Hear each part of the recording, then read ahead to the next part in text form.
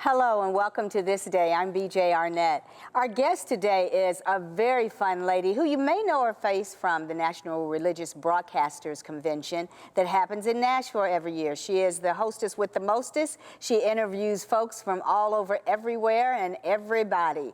And she is Stacy Lynn-Harp. Stacy Lynn-Harp, thank you for joining us. You're welcome. Thank you for having me. I know it's a treat. Really is. Oh, this is going to be a blast. I knew I knew your face, and that is because of National Religious Broadcasters, we affectionately call NRB. How long have you been a part of that? So I actually started my podcast in 2005. So the very first NRB convention I actually went to was in Anaheim. Oh, it was wow. Usually it's in Nashville, which I now live in, but I didn't. Way back in the beginning, it was in Anaheim. So, yeah, long time, almost 20 years. And in those 20 years, you have interviewed the who's who of the faith-based community. But you've also gotten bitten by the bug of writing. But I love what you're writing about. You're writing about the love of sports through the viewpoint of pickleball. The name of your book, Pickleball Faith. You got to tell me, Pickleball Faith, why that title?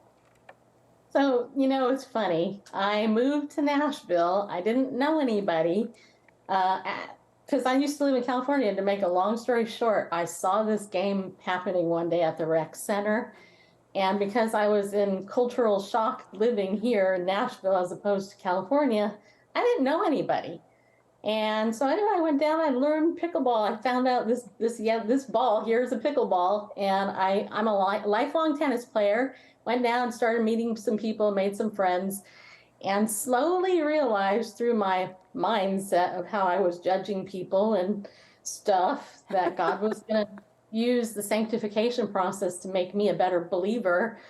So really, it really is a story about how God used pickleball and my faith to make me more obedient to Him, and while having a sense of humor, actually. And you do have a sense of humor. You by trade, if you will, you're a therapist. Yeah. And I was just asking you about your writing chops and all of that, and you mentioned the book that you don't consider a book, but I consider it a great storyline because it really speaks to our ability and our inability to follow what we know is correct. Talk to us about that publication. So many years ago, I read a blog article that said, if you just want to get published, write a blog article and then make it a book on Kindle on Amazon. So I did. I wrote a blog post called 5 Successful Ways to Stay Depressed. And the reason why is because, when you tell people as a therapist, go for a walk if you're depressed, and they're like, no, I don't want to go for a walk. Or, you know what, hey, be grateful. No, I don't want to be grateful. I'm going to listen to all the negative news. So, hey, so the funny part about that, though, is people took the book seriously. It's on Amazon. You can get it for 99 cents.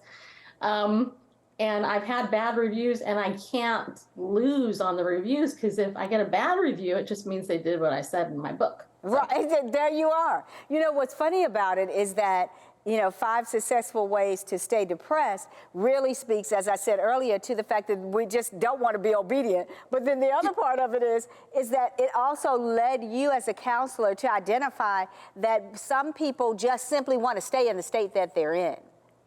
Right. But with you are an ever-changing woman in that you hooked up with this concept of pickleball and how it related to your faith. What was the journey all about for you in the first place? You are vibrant. Immediately, like I said, when I saw your face, I knew exactly who you were, but couldn't figure out, now, where do I know this vibrant face from? You're not one who just stays with status quo, i.e. pickleball of faith. So can I tell you a story? Okay, I'll tell you a story. It's one of my favorite ones in the whole book. All right, and this is me telling on myself. So one day this woman comes up to me on the courts and she has a cupboard pie I don't even know what that is, but living here in South, I guess people here have a covered pie, I guess. I don't know. Anyway, she was raising money for pickleball in the Philippines, and she asked me if, she asked me if I would donate some money, and I said no, no. Because in my mind, I'm like, you know what? You're not donating my ministry. And I was having a pity party that day. Wow. To make a long story short, she walked away kind of droopy, and I was kind of feeling bad that I said no. But, I realized that in order to say no, it means you have boundaries. So I was feeling good that I said no because I had boundaries. But at the same time, I felt bad. So next thing you know, I'm getting up, I'm playing a game, and the Lord spoke to my heart, and he said, you know that $20 you have in your car that you're saving to go out to lunch with some of your friends here after you're done playing pickleball? I want you to give it to her. And I'm like, oh, come on, no, I don't want to do that. But I'm like, ugh. So I'm playing pickleball the whole time. And then finally the game is over and people are like, hey, you want to come over and play another game? And I'm like, no, I'll be right back. So I walk out the gym, and it took me about 10 minutes to get to my car because that day I had to park far away. And I said, as I was walking out, I was like, Lord, come on, really? And this thought came to my mind, which was, those greenies that Alex and Susan have been giving you, greenies, those dog treats, the real expensive ones. So they've been giving you these dog treats for Grover, your dog, for how long? And I'm like, about 2 years, Lord. And he's like, how much do you think that saved you? And I'm like, a lot of money. But they got them for free. Doesn't matter that they got them for free. Right, doesn't matter. You were getting them for free. So I eventually get to my car. I take the $20 out of my backpack. I walk into the pickleball courts. And you got to picture this. There's 3 pickleball courts. My friend at this point was in the middle one.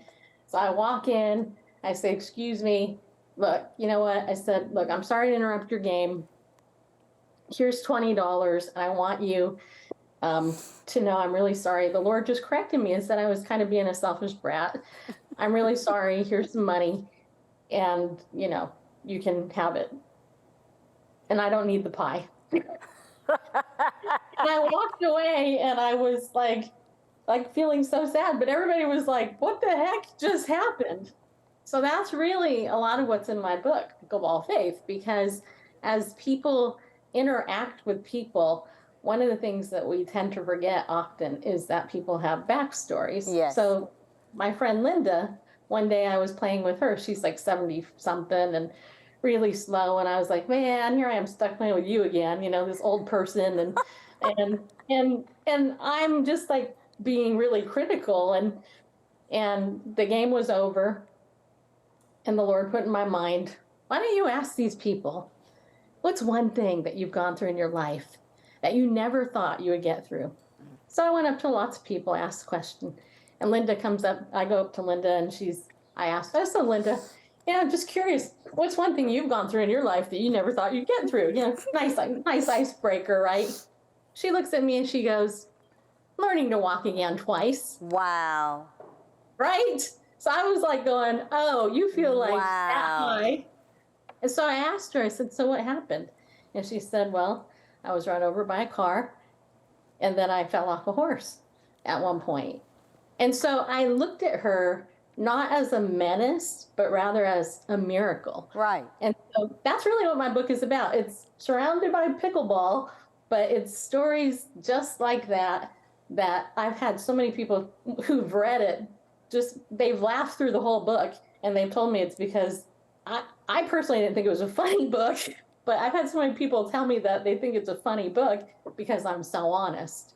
As you've gone through 20 plus years interviewing people and counseling people for countless years, what do you see going forward? What do you see as the one thing that we should recognize as people who call ourselves people of faith in order to continue to do what God's called us to do? I think we should look at the log in our own eye.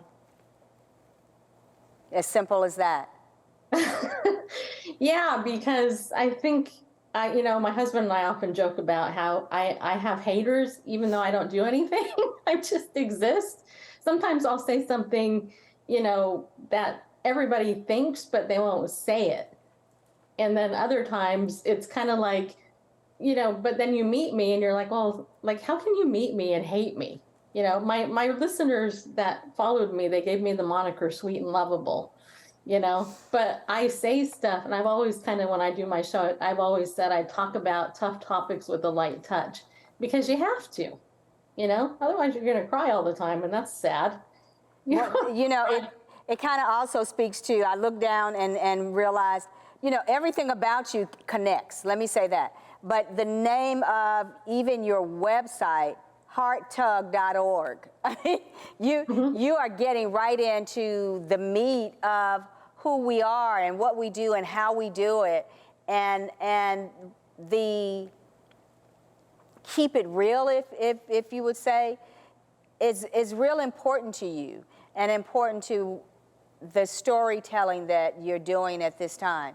When I look at your background and all of the people, the name after name after name that I know you have interviewed, you've seen people at their best and you've seen people at their worst.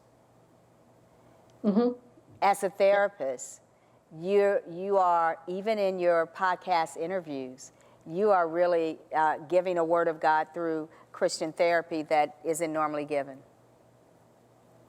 Yeah, I never connected it that way, but you're absolutely right. When I look at the people I've interviewed, they're putting forth their best face, but when you sit with clients, you're really seeing the ugly, and I've seen some ugly recently. And my struggle with that is like, okay, I have my ugly. Oprah, ugly cry, right? Yeah, ugly cry. Right? But you know what? I think the being real part, it's what's lacking. I mean, I had somebody insult me just this morning. Wow. Somebody insulted me because I said something positive about a famous Christian celebrity that right now everybody is attacking. I won't say who it is, but this woman has taken, I cannot swear, but she's taken a lot of, from people in the Christian community for nothing. And yet at the same time, I'm looking at this woman and I'm like, if I wanted to, I could point out like all this stuff. And so that's why I say, take the plank out of your own eye. Yeah. I mean, even though that's not really what my book is about, it kind of is in a sense, because the Lord, what we forget as believers is the sanctification process. We get born again and then we want to be glorified, but we forget the messy part in the middle. Woo! That's a whole nother show, lady. That is it. We forget the messy part in the middle. We don't want to take the reality check that says, let me take the plank out of my own eye. Let me take a look at the things that I have not connected with that God has already told me. You've been a pleasure to speak to, and I look forward to seeing you at NRB this coming, what is that, February? I don't know. Oh gosh, I have to remember. But anyway, I will see you at NRB. Great talking to you, Stacy Lynn-Harp. God bless you. Thank you.